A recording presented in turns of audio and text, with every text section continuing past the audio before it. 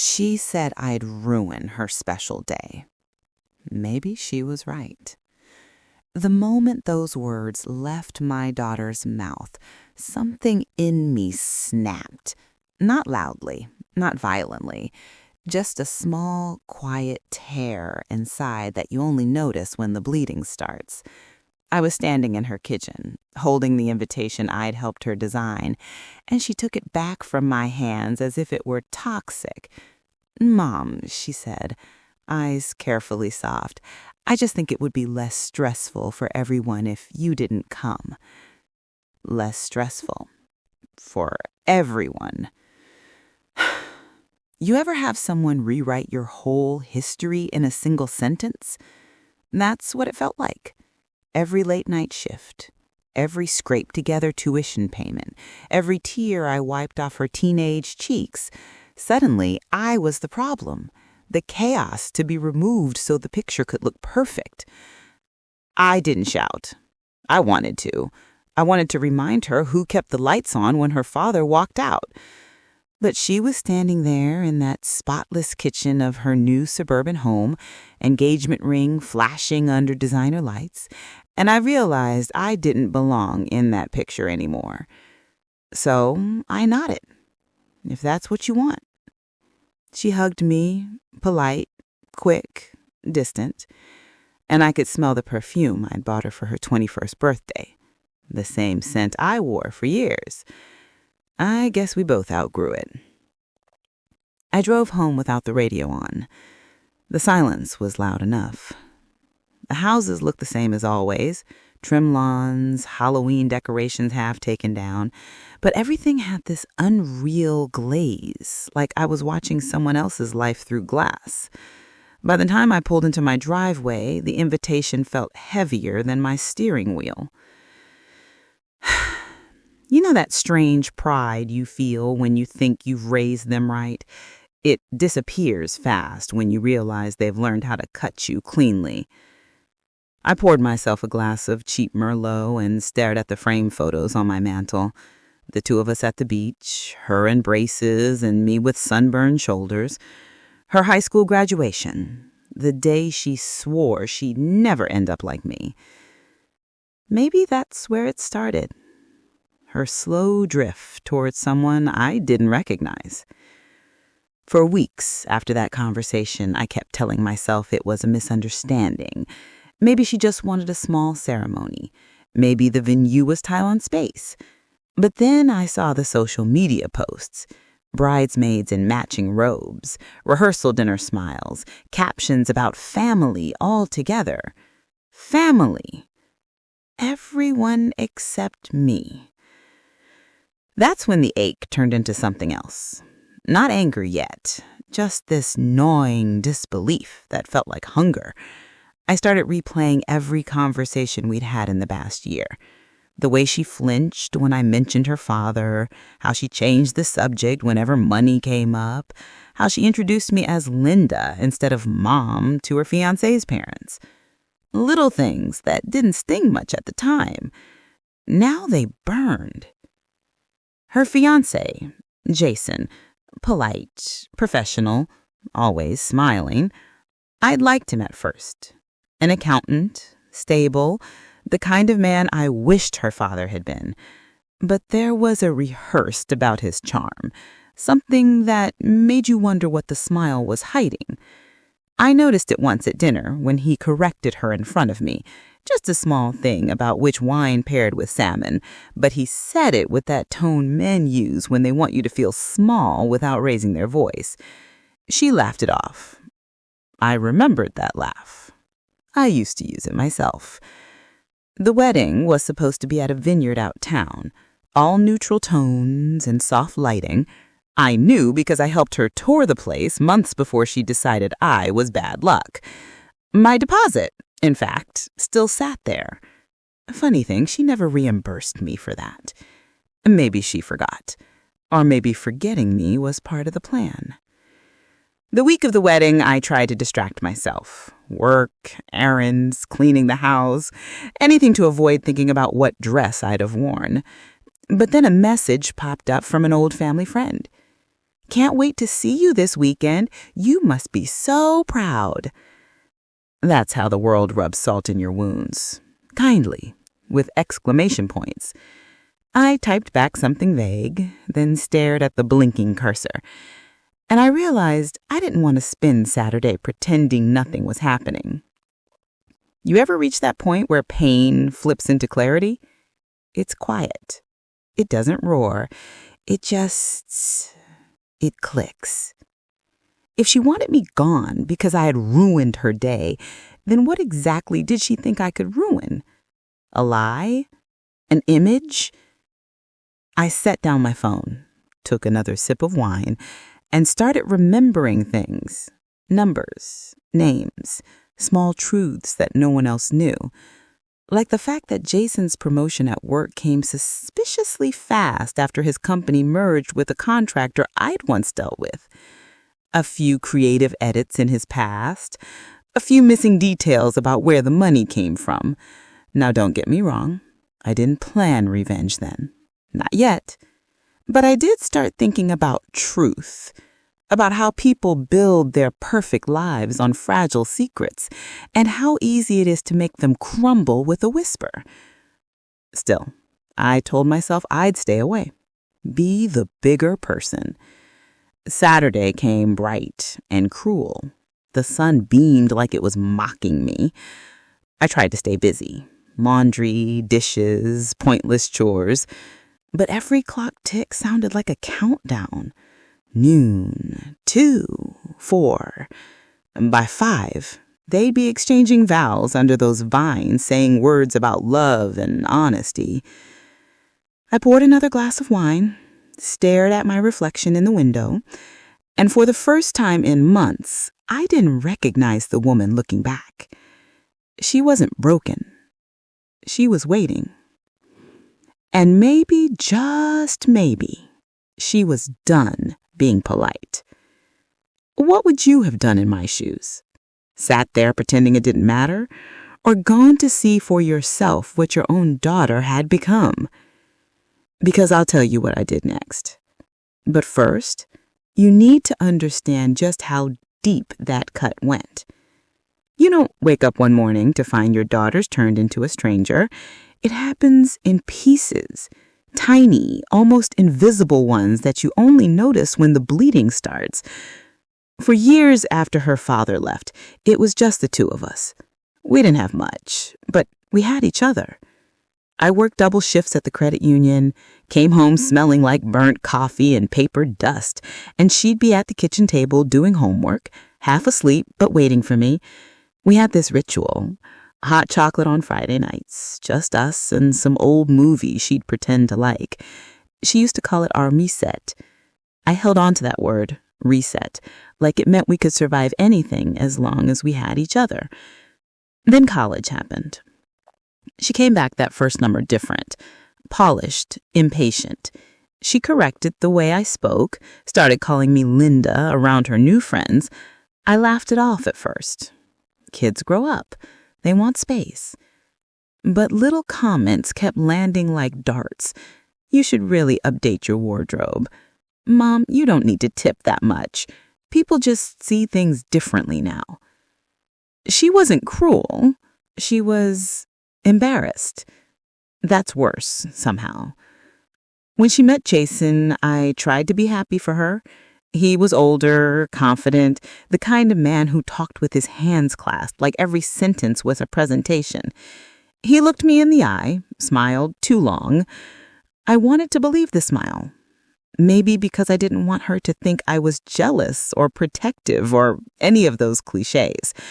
But the first dinner we had together, something in my stomach turned. He ordered for her without asking what she wanted. She laughed it off like it was sweet. I noticed she never finished her meal. Later that night, when I asked if she was happy, she said, "Of course, Mom, why wouldn't I be?" But her eyes darted to the floor. I let it go. I told myself she was grown. You can't raise them forever, right?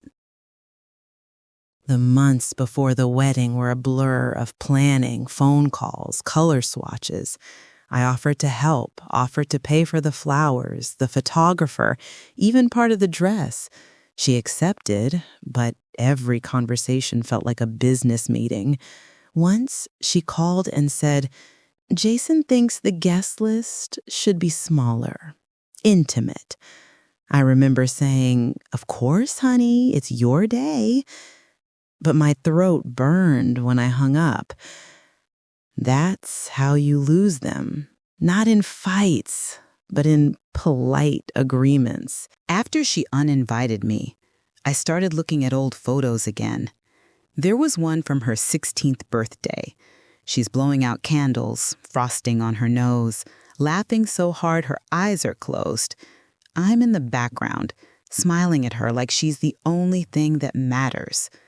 I kept staring at that picture, wondering where that girl went. Around that time, I got a call from an old coworker. She worked at a local mortgage firm, one that handled the paperwork for my daughter's house. She said, "Linda, didn't you co-sign the preliminary loan for the down payment?" I froze. I'd helped with the early paperwork before she and Jason got engaged, just to boost her credit. I'd forgotten to remove my name later. My coworker said, "There's a pending refinance in your name too." That's how I learned Jason had used my information, my credit, to secure an updated loan. You know that feeling when your skin goes cold, but your head burns? That's what betrayal feels like when it comes from your own child's home. I thanked my coworker, hung up, and just sat there, listening to the refrigerator hum. At first, I wanted to believe it was a mistake, maybe an oversight. But the signatures were there, my digital ID, forged cleanly, Jason's precision all over it. I thought about calling my daughter, demanding answers, but I could already hear her voice. "Mom, you're overreacting. Jason handled it. Don't make it a thing." So I didn't call. I just printed everything out and stared at the pages until the ink blurred. That night, sleep wouldn't come. I kept seeing their smiling faces online. Her in that white rehearsal dress, him holding her waist like a trophy. The caption read, "Forever starts now." Forever. Interesting word, isn't it? It can mean a promise or a sentence. The next morning, I went to work, pretending everything was fine, but every number on my screen, every loan document I processed, reminded me of his name. I started digging deeper during lunch breaks, public records, social media, company filings. Jason had a pattern. 3 different LLCs in the past 5 years, all dissolved quietly. A few complaints online about investment discrepancies. Nothing illegal at first glance, but smoke like that usually means fire. And then I found something worse. A small claims court case from 2 years ago, an elderly woman suing Jason for unreturned funds from a property flip, settled out of court. My hands shook. That was the moment I stopped making excuses for them. I realized my daughter hadn't uninvited me to protect her peace. She'd done it to protect him from me, because deep down, she knew her mother could smell a lie before it even opened its mouth. I sat there in my office, heart pounding, staring at the monitor. All I could think was, she chose him over me. Again. But you know what hurt the most? Realizing that if I confronted her, she'd believe him. That's the curse of being the emotional mother. People expect you to be dramatic. It makes your truth easy to dismiss. So I stayed quiet, at least on the outside. But inside, something new started forming. A plan, or maybe just a promise to myself. I wasn't going to crash her wedding screaming accusations. No. If I ever showed up, it would be for a reason so precise they'd never see it coming. Still, I needed proof. Proof strong enough that when the time came, no one could call me crazy. So every night after work, I poured myself a cup of tea instead of wine and started documenting everything. Screenshots, records, copies of the refinance papers. I even visited the county clerk's office, smiling politely while requesting routine verification. Little by little, the picture came together. Jason had used me as collateral to polish his financial record for the mortgage. My daughter either knew and ignored it, or she'd chosen not to ask questions. Both options hurt equally. By the time the wedding week arrived, I had a neat little folder hidden in my purse labeled Truth. I didn't know exactly what I'd do with it, but I knew this much. I wasn't staying home. Maybe I wouldn't ruin her special day. Maybe I'd just make sure it wasn't built on lies. What would you have done in my place? Called the police? Confronted him quietly? Or waited like I did for the perfect moment to let the truth speak for itself? By Friday night, the folder marked Truth was sitting on my kitchen table like a loaded question. I kept opening it, reading the same pages, pretending that one more look would make it feel less heavy. It didn't. Every signature, every bank stamp felt like a bruise that hadn't finished blooming. I didn't sleep much that night. Around 3 a.m, I made coffee instead of going to bed, sat by the window, and watched the sprinklers turn the lawn silver. Somewhere across town, she was probably sleeping soundly, dreaming about white linens and champagne toasts. I wanted that for her once. Peace, safety, a man who treated her well. But peace built on lies collapses sooner or later, and I wasn't about to be crushed underneath it. When dawn came, I dressed without thinking. Dark plants, a soft green blouse, nothing dramatic. I wasn't going there to scream or beg. I just needed to look like myself again, steady, composed, the woman who'd kept the bills paid when everyone else ran. I tucked the folder into my handbag and whispered to the empty house, "Let's see how honest forever really is." Driving toward the vineyard felt like driving through a dream I'd already seen a dozen times. Same rows of vines, same hills rolling in the distance, but the air carried something new, a weight. Cars lined the gravel path, white ribbons on antenna fluttering like nervous hands. I parked far enough away that no one would notice me at first. My heart was calm in that strange, mechanical way hearts get right before they decide to misbehave. From the parking lot, I could already hear music drifting from the ceremony space. Soft strings, guests murmuring. I saw her from a distance, framed by the archway of flowers. She looked beautiful. I wish I could pretend that didn't hit me. Her dress caught the light exactly the way she used to imagine when she was a little girl dressing up in the curtains, pretending to be a bride. For a moment, I forgot the papers, the lies, the ache. For a moment, I just wanted to run to her and fix everything with a hug. Then I saw Jason take her hand and whisper something that made her shoulders stiffen. And the moment broke. I waited until the officiant started the introductions, until everyone's attention was locked on the front. Then I walked in from the side path, slow and steady. A few heads turned, someone gasped softly, recognizing me. I didn't care. My eyes stayed on my daughter. She froze when she saw me. The music faltered, caught, then continued because no one knew what else to do. Jason's smile flickered, quick as a glitch. He recovered fast, but I caught that flash of panic before he buried it under charm. I stopped halfway down the aisle. I didn't mind me. I'm just here to witness. The officiant hesitated, glancing at the couple. My daughter gave a tiny nod, more to make the scene move than to welcome me. That was fine. I wasn't looking for permission anymore. They went through the motions, vows, rings, the carefully memorized promises.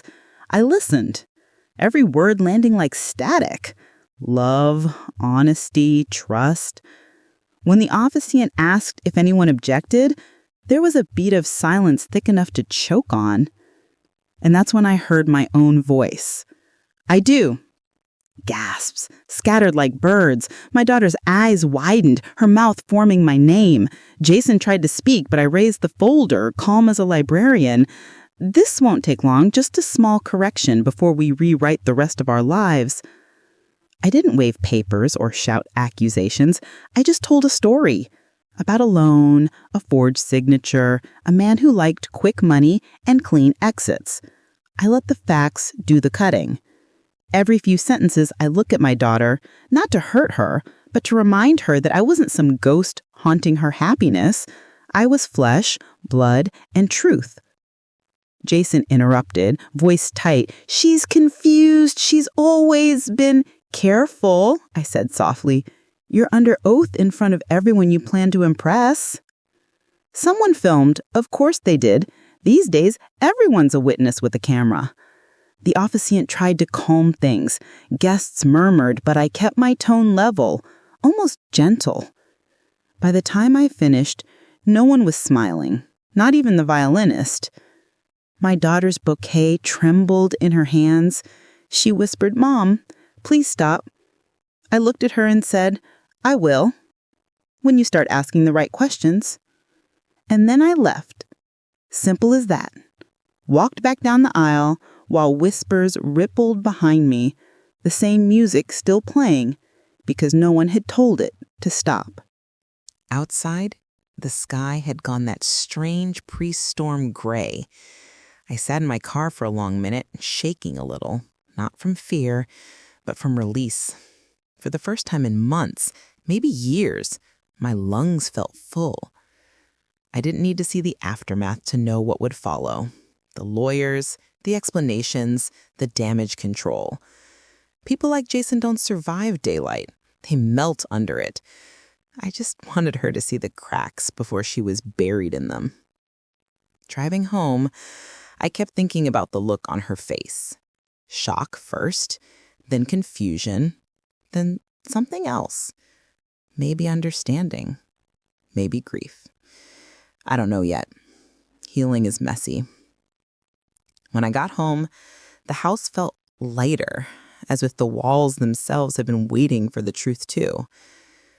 I made tea instead of wine and sat by the window again. The sprinklers came on, turning the grass into tiny stars. For once, the silence felt earned. You might think what I did was cruel. Maybe it was. But ask yourself, would you have let your own child walk into a life built on your stolen name? Be honest. Would you have stayed quiet? The first call came before I even made it out of my neighborhood. Unknown number, no message, then another, then 3 more in a row. I didn't pick up. I just let the phone vibrate in the cup holder while I drove. Each buzz like a heartbeat I didn't want to listen to. When I finally parked in my driveway, the silence after the last ring was so deep it almost hurt. I went straight inside, kicked off my heels, and leaned against the door. The house smelled faintly of lavender cleaner and dust, ordinary and safe. After everything that had just happened, that normal smell nearly undid me. I didn't cry, not really, just let the tears slide out on their own while I filled the kettle. Sometimes grief sneaks out between chores. By the time the water boiled, the phone buzzed again, this time her name on the screen. I stared at it until the call went to voicemail. Then another text appeared. Why would you do that? No greeting, no mom, just the question, bare and sharp. I typed and deleted at least 10 replies before sending one line back. Because you deserved the truth before it destroyed you. She didn't answer. For 2 days, I heard nothing. I went to work, smiled where I had to, but people could tell something was off. One coworker joked, "Rough weekend?" I smiled and said, "You could say that." If only they knew. On Monday afternoon, the doorbell rang. I looked through the peephole expecting a delivery, but there she was. No makeup, eyes red, hair pinned up in that careless way she used to do when she was a teenager. For a second, I almost didn't open the door. I didn't know which version of her I was about to meet, the angry bride or the broken daughter.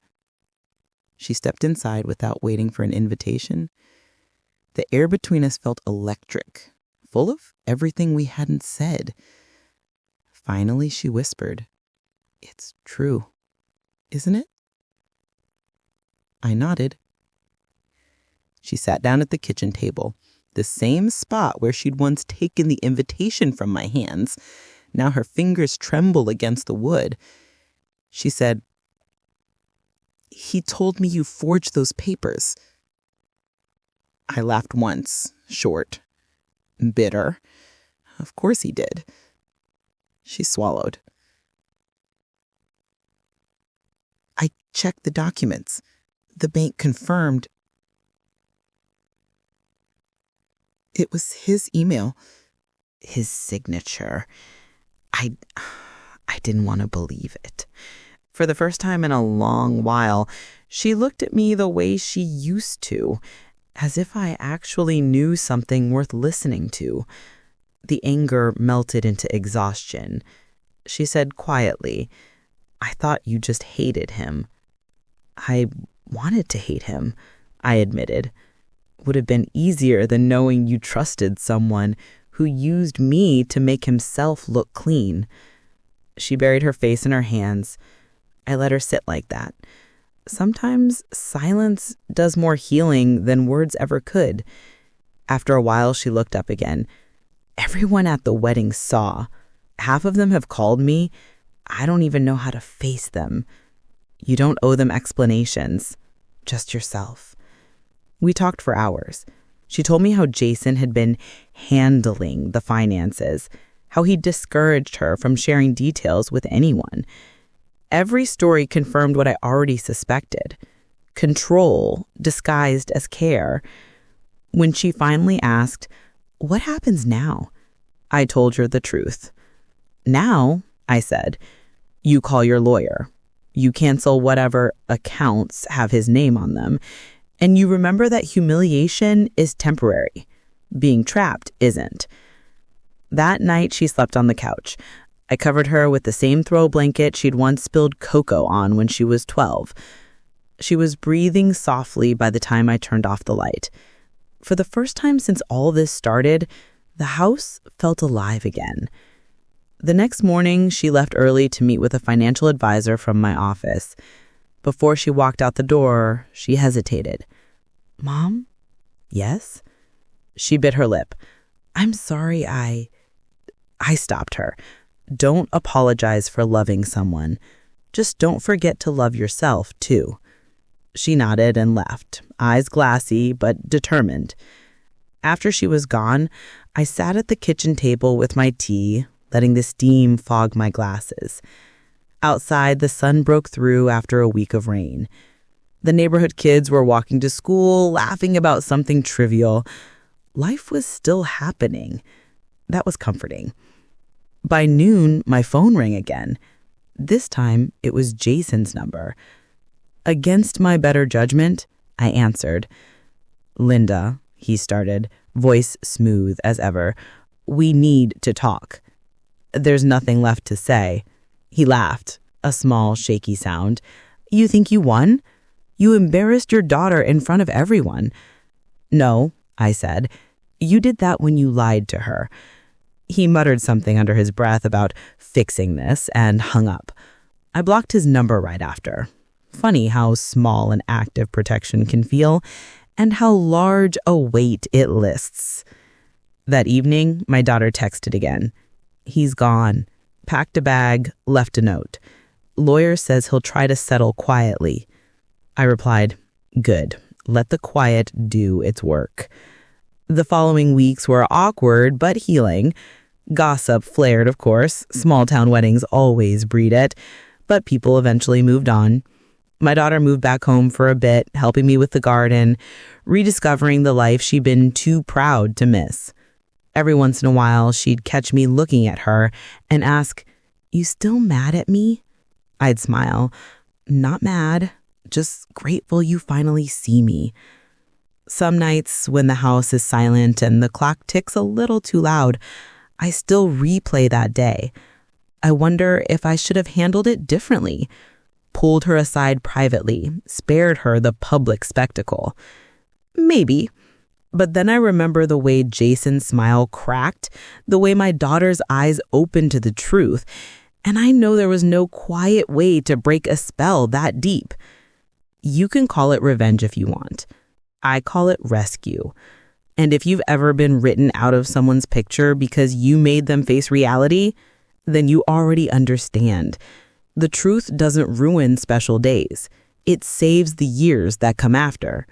So tell me, honestly, would you have stayed home and watched your child marry a lie?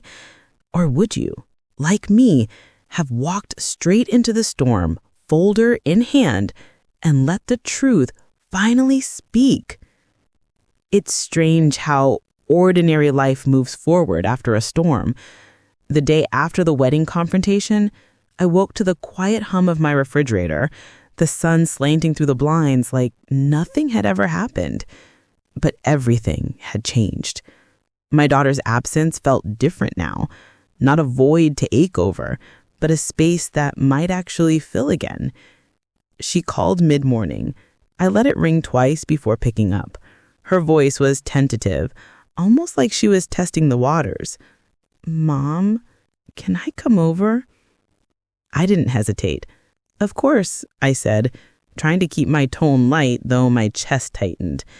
She arrived an hour later, dragging a small duffel bag behind her, like she'd left pieces of herself scattered somewhere she couldn't remember. I opened the door, and she froze for a second, looking at me like she didn't recognize me anymore. Or maybe it was just the weight of her own guilt and confusion. "Hi," she said, finally, almost a whisper. "Hi," I replied. "Come in. Coffee?" We settled at the kitchen table, and for a while, neither of us spoke. Outside, the sprinklers were running, sprinkling sunlight like tiny prisms across the yard. I watched her hands fidget with the zipper on her duffel bag, and I remembered how she used to do this same thing when she was nervous about presenting a school project. I smiled faintly. She caught it. She began, then stopped, took a deep breath. I didn't want to believe it. About Jason, I mean. I nodded, waiting. I wanted her to say everything, to get it all out in her own time. "It's hard," I said gently. "When someone you trust hides things, it shakes everything you thought was safe." She looked up at me, eyes red and glassy. "I thought you hated me after the wedding." I leaned back and shook my head. "No, I was hurt, angry, yes, but hate? No. I've learned that hate doesn't fix anything. It just makes you smaller, and I don't want to be smaller." She nodded slowly, swallowing. "I've been so blind. I kept thinking he was protecting me, keeping us safe. But really, I was protecting the lie. And I didn't see you. I didn't see you, Mom." For a moment, all I could do was sit there and watch her. That admission, it wasn't a full apology, not yet, but it was a crack in the wall between us, enough to let light in. We spent the next hour talking, carefully at first, circling around topics like the wedding, the house, and what had really happened with the loan. She asked questions, hesitant but sincere, and I answered as honestly as I could without lecturing or spilling more than necessary. Sometimes I caught her flinch when a detail was too sharp, too real, and I softened my words, letting her process at her own pace. By mid-afternoon, the air in the kitchen had changed. It wasn't light, but it wasn't heavy either. There was a cautious comfort, the kind that comes when two people start rebuilding trust one small brick at a time. She stood to leave, her duffel packed with clothes she'd left behind during college. "Thanks," she said, hugging me tightly.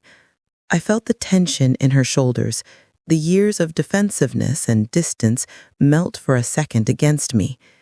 "Any time," I whispered, holding her just a moment longer than necessary.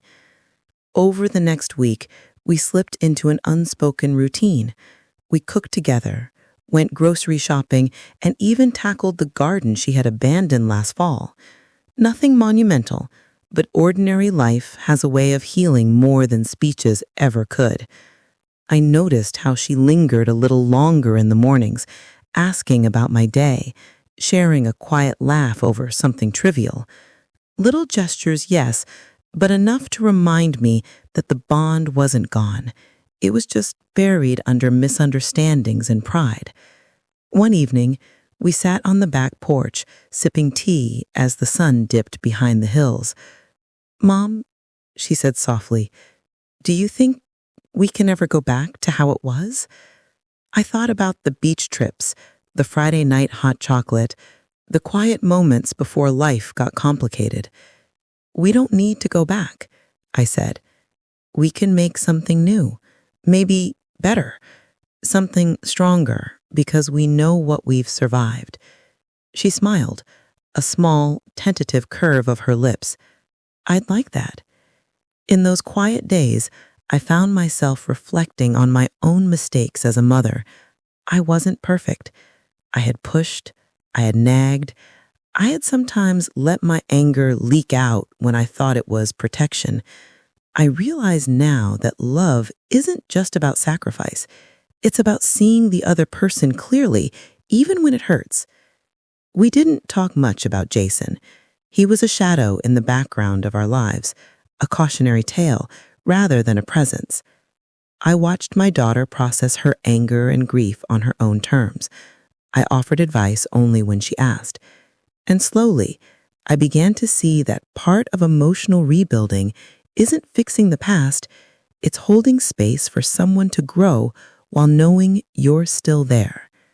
One night, as I tucked her into the guest room, she said, "I've been reading the documents you left out, seeing the truth. I get it now. I see you." I kissed her forehead and whispered, "And I see you too. Always have." Those words were a bridge, not a repair job, not a clean slate, but a beginning. And beginnings are sometimes the most important part of any story, even when they're messy, awkward, and quiet. Later, I sat on the porch alone watching the stars emerge over our suburban street. I thought about how anger had once propelled me forward, how confrontation had opened the door, and now how patience and presence were beginning to heal. I understood that revenge doesn't always have to be dramatic or public.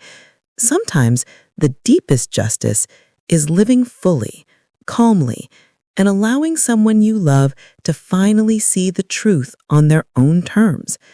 I sipped my tea and let the cool night air wash over me. The house was quiet. My daughter was asleep, and for the first time in years, I felt something I hadn't in a long while. Hope. What would you have done in my shoes? Would you have rushed to fix everything, or waited quietly, letting the truth speak and hearts mend on their own? I learned the answer in the slow afternoons, the shared chores, the little smiles that returned. Sometimes, rebuilding isn't about dramatic gestures. It's about showing up, quietly, and not giving up. The days that followed weren't dramatic, but they were significant in ways only you notice when you slow down. We fell into routines, small but meaningful. Mornings began with coffee on the porch, sunlight glinting off the dew on the grass, and afternoons stretched into quiet gardening sessions where we talked about everything and nothing. I learned she still remembered the way I used to braid her hair before school, and she reminded me how I once made the worst pancake in the world for her 6th birthday. Laughter came easier now, not forced, but soft and genuine. Yet rebuilding trust wasn't simple. There were moments when the old tensions crept in, subtle but sharp. A word out of place, a glance that lingered too long, a hesitation before speaking.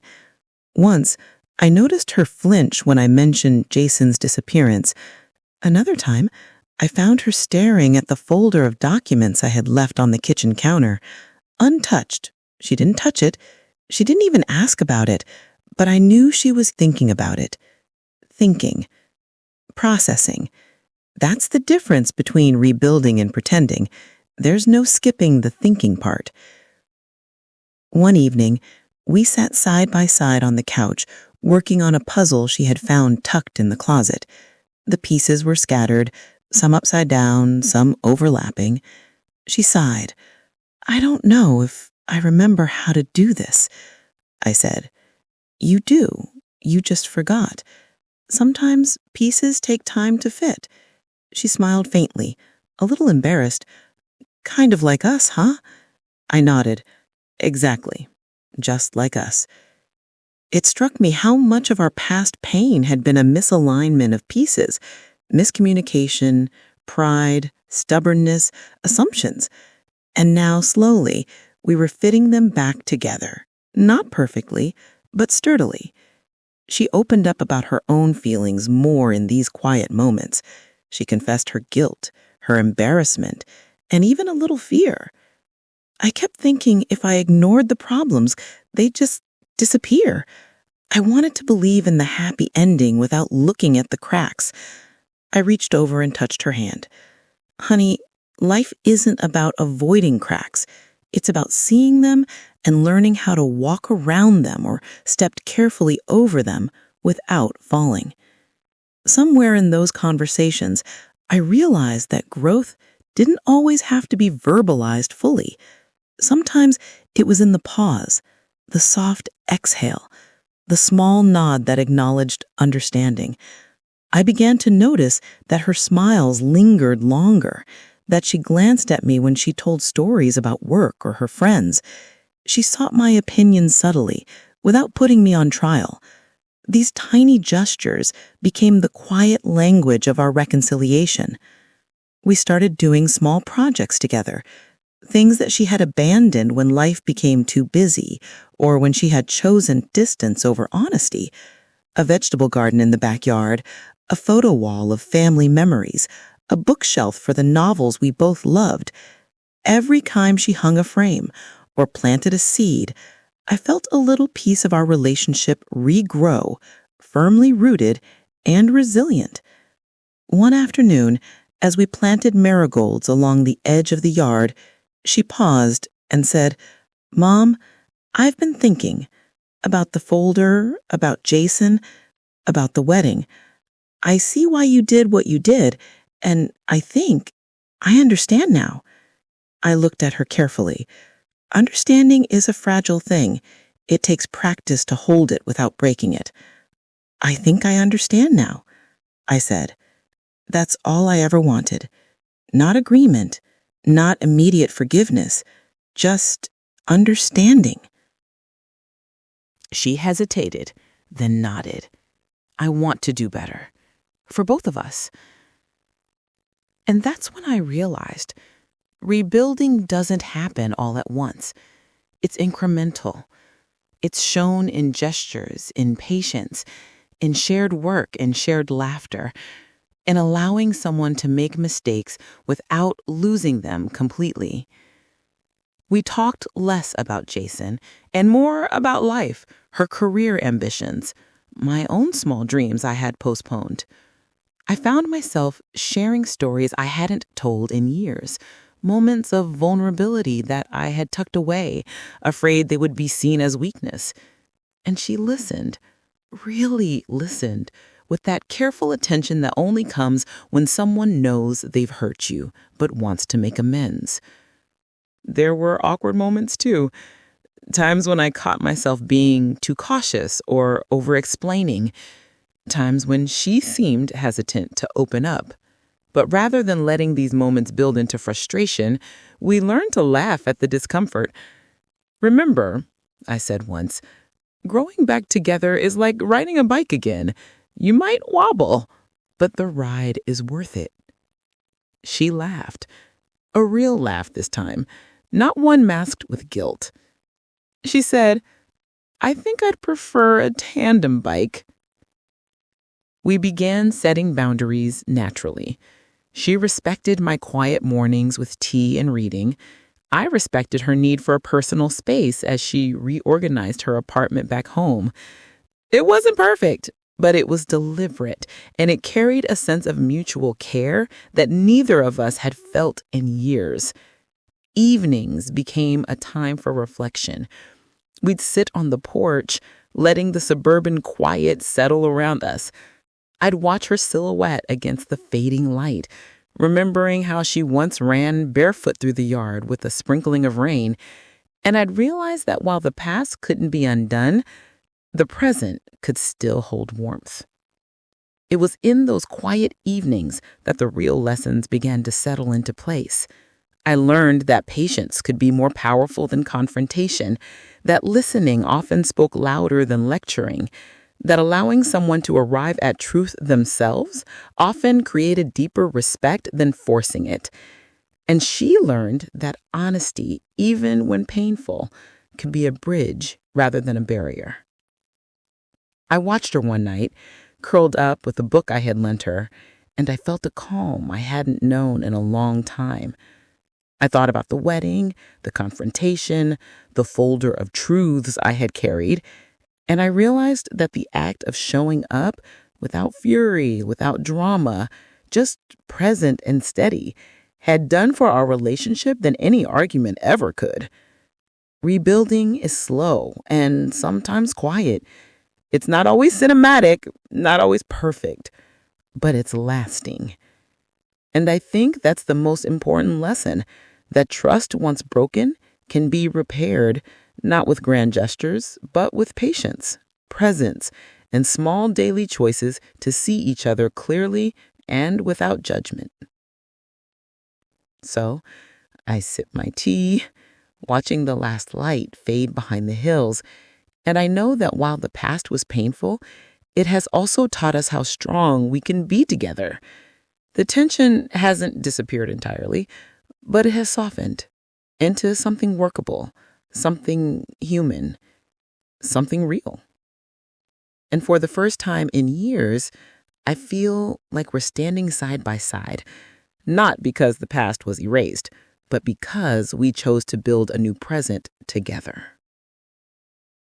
The next morning, I woke to the soft chirping of birds outside my window. It was ordinary, peaceful, the kind of day that demanded nothing of you except presence. For the first time in weeks, I didn't feel the tension coiled in my chest. I poured coffee, wrapped my hands around the warmth of the mug, and let the quiet fill the kitchen. She came down a little later, hair still damp from the shower, pajamas replaced with casual jeans and a sweater. She moved with a kind of tentative confidence, the kind you only see in people who've been shaken but are learning to walk again. "Morning," she said softly, brushing crumbs off the counter. "Morning," I replied, trying not to sound too formal, too careful. We ate breakfast together, a simple meal, toast, scrambled eggs, coffee, no awkward pauses, no forced conversation, just presence. Afterward, she lingered in the kitchen, glancing at the folder of documents I had left neatly stacked on the side. She hesitated, then finally asked, "Can we go over this, just for clarity?" I nodded. Of course. We spread the papers across the table and began reviewing them. I explained the financial details, the discrepancies, the things that had set off alarm bells for me months ago. She listened carefully, occasionally asking questions, sometimes just nodding in quiet understanding.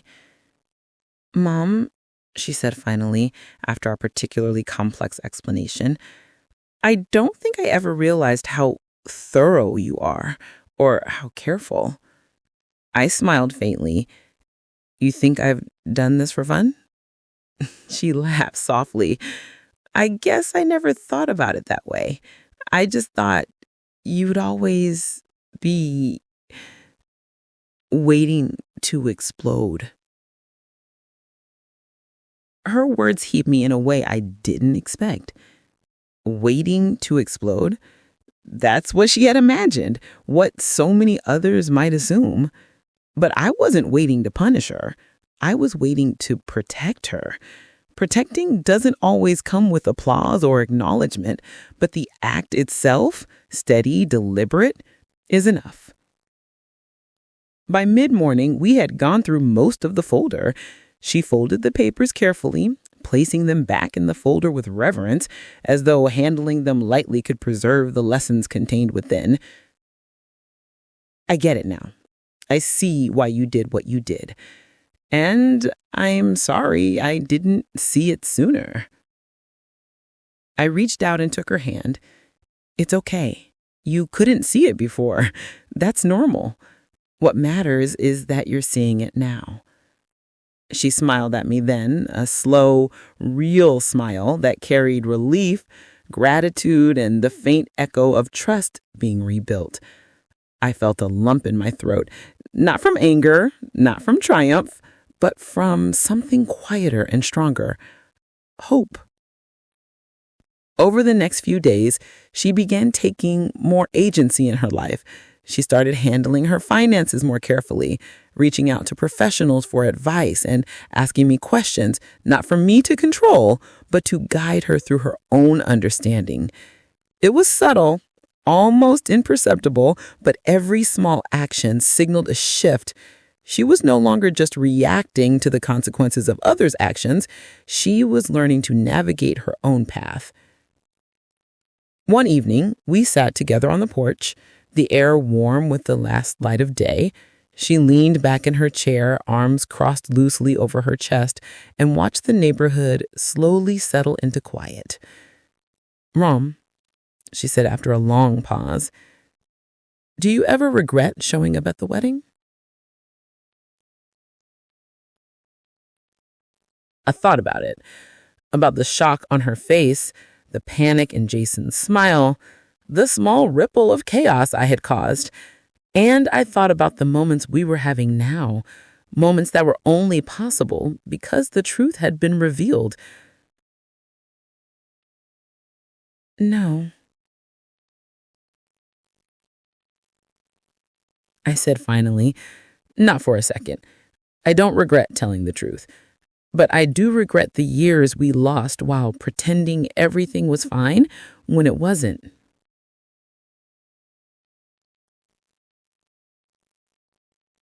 She nodded, quietly thoughtful.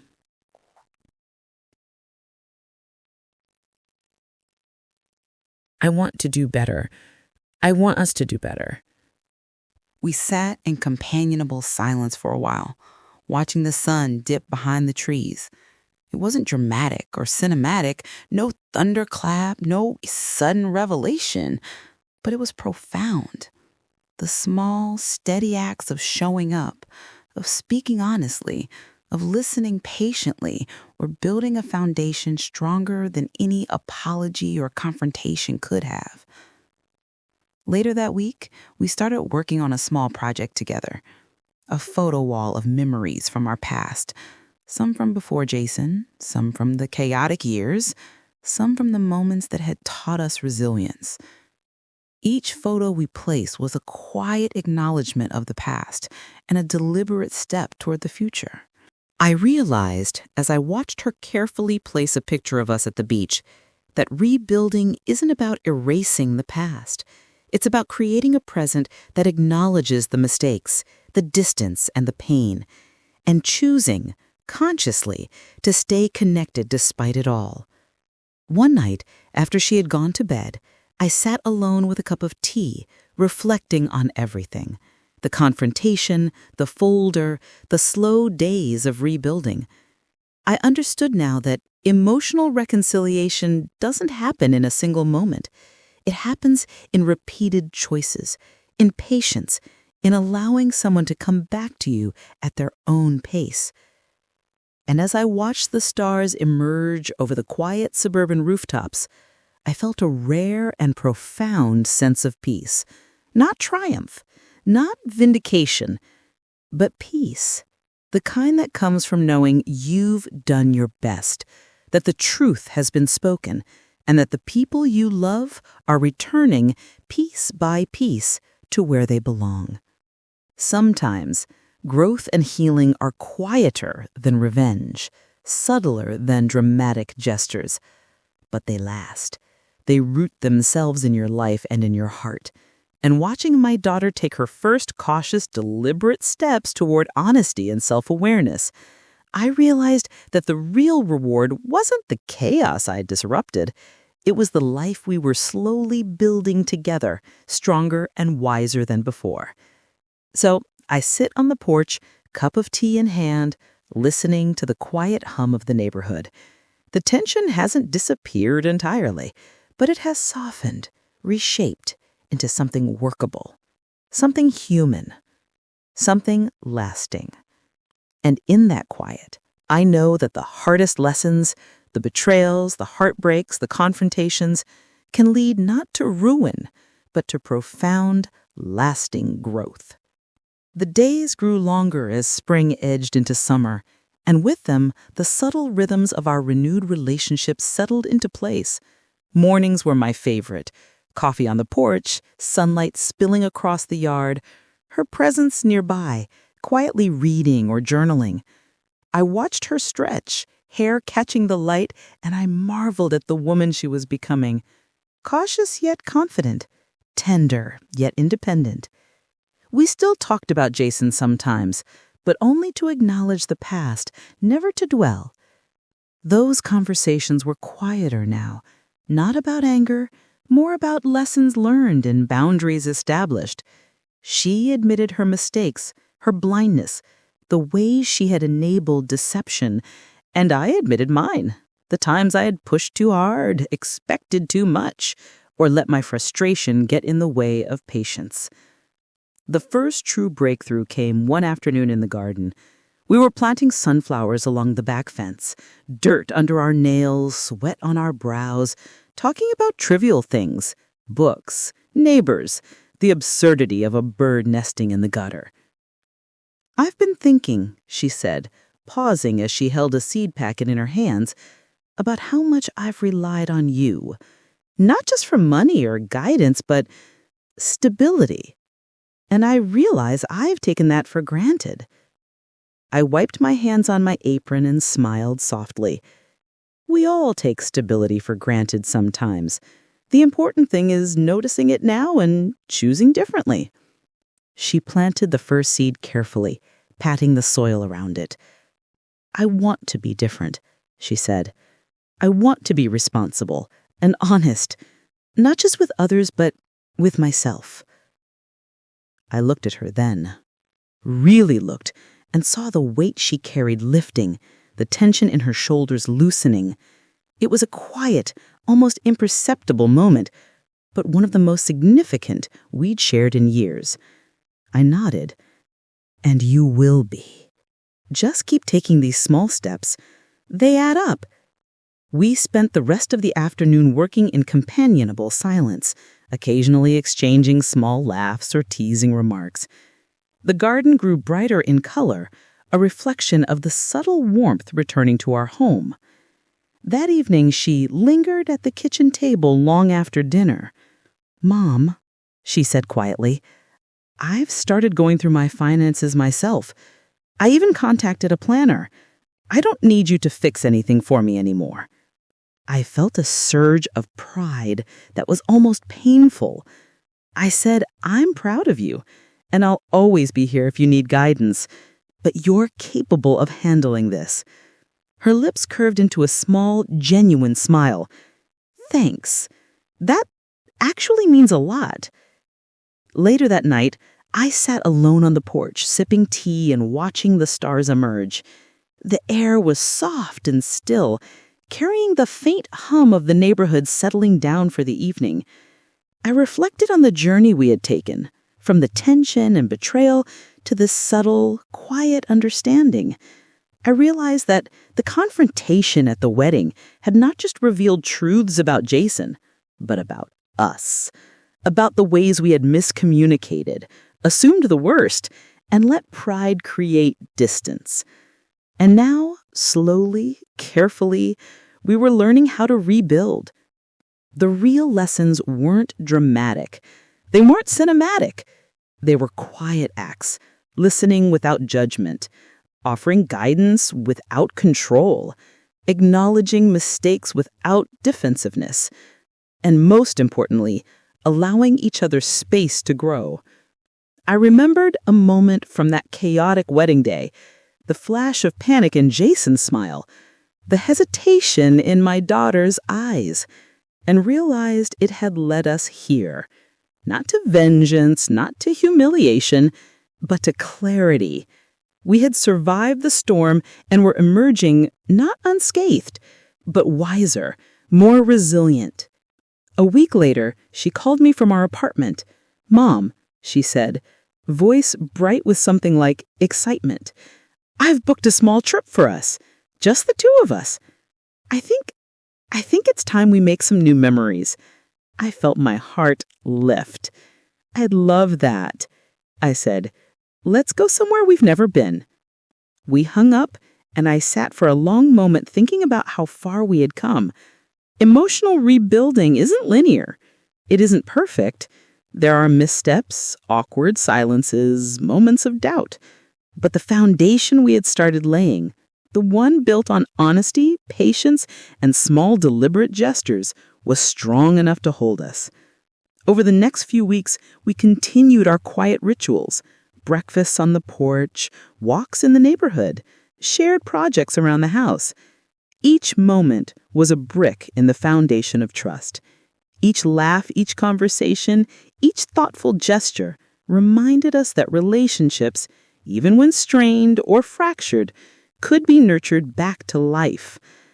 One evening as we stood together in the kitchen washing dishes, she suddenly said, "Mom, I don't know how to thank you, not just for what you did at the wedding, but for being patient, for letting me see the truth on my own terms." I smiled, rinsing the last plate. "You don't need to thank me. That's what family does.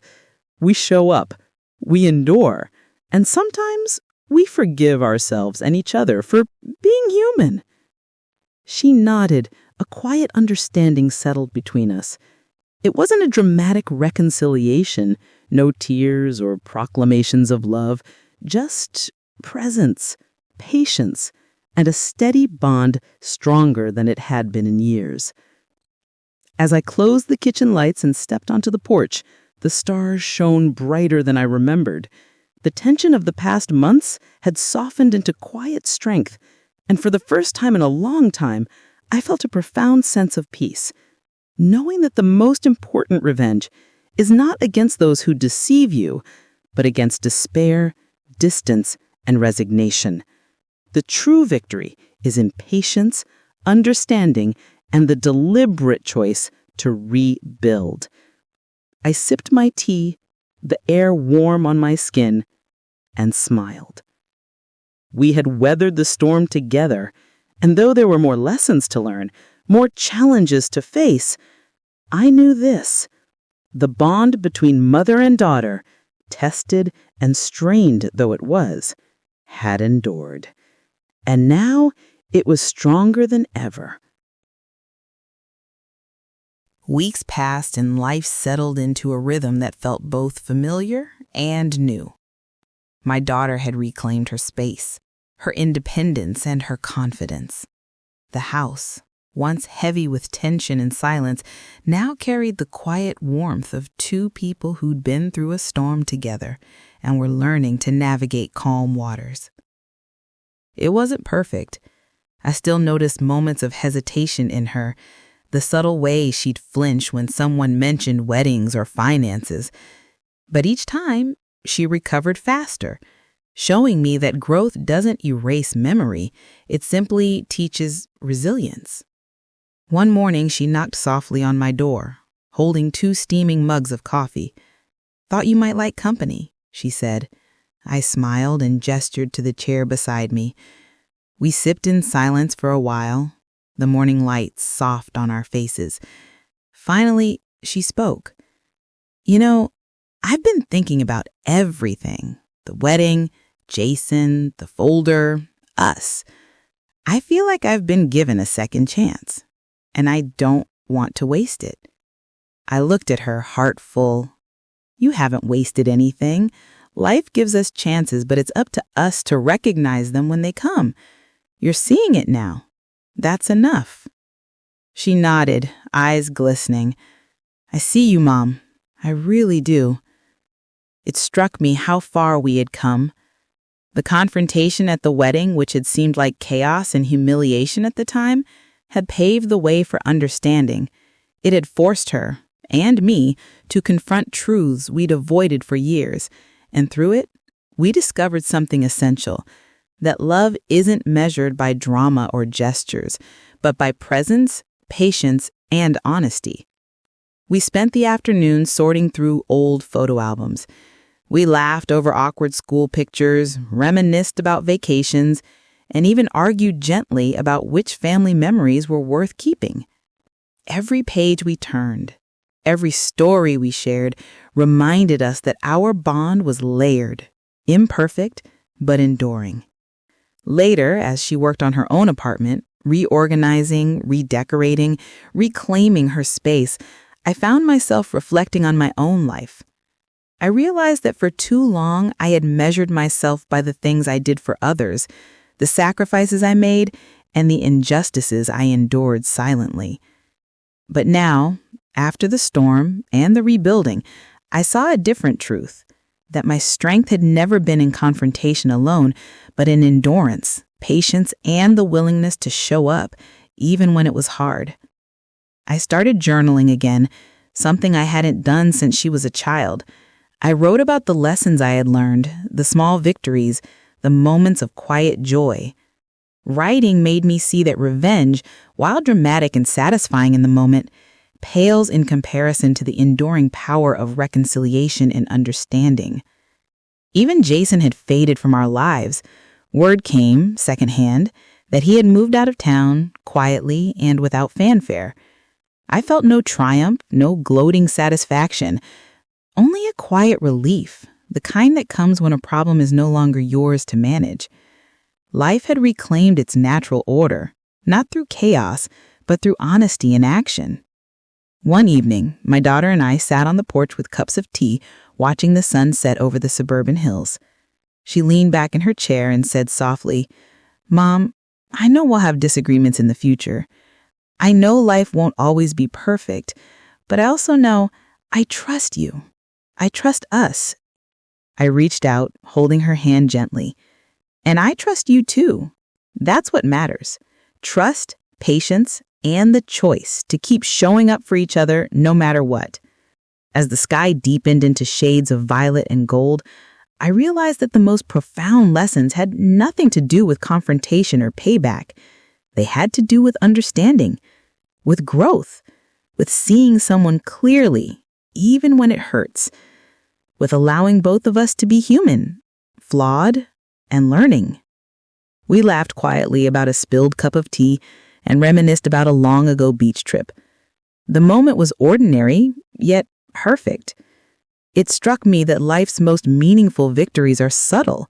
They're found in shared mornings, honest conversations, and the deliberate acts of presence and care. I thought about the wedding, the folder, the confrontation. It had all been necessary, yes, but it had led us to something far more lasting than any revenge could offer. A relationship restored, trust rebuilt, and an understanding that emotional strength is quiet, persistent, and patient. Before bed that night, I stood by the window and looked out at the stars. The house was quiet, the neighborhood settled. I felt a sense of closure, not in the dramatic sense, but in a profound, enduring way. I had faced betrayal, confrontation, and chaos, but I had emerged with something stronger: clarity, resilience, and the knowledge that rebuilding with love is far more powerful than any act of retaliation. I whispered to the night, almost to myself, "We survived. We're stronger. And this quiet, steady bond is the real victory." And for the first time in years, I felt fully at peace. Not because the past had been erased, but because we had faced it together, learned from it, and chosen to move forward together. So tell me, what would you have done in my shoes? Would you have waited, watched, and let the truth speak? Or would you have rushed in seeking chaos instead of clarity? Because sometimes the real triumph isn't in dramatic gestures. It's in quiet endurance, in love, and the slow, deliberate act of rebuilding what matters most.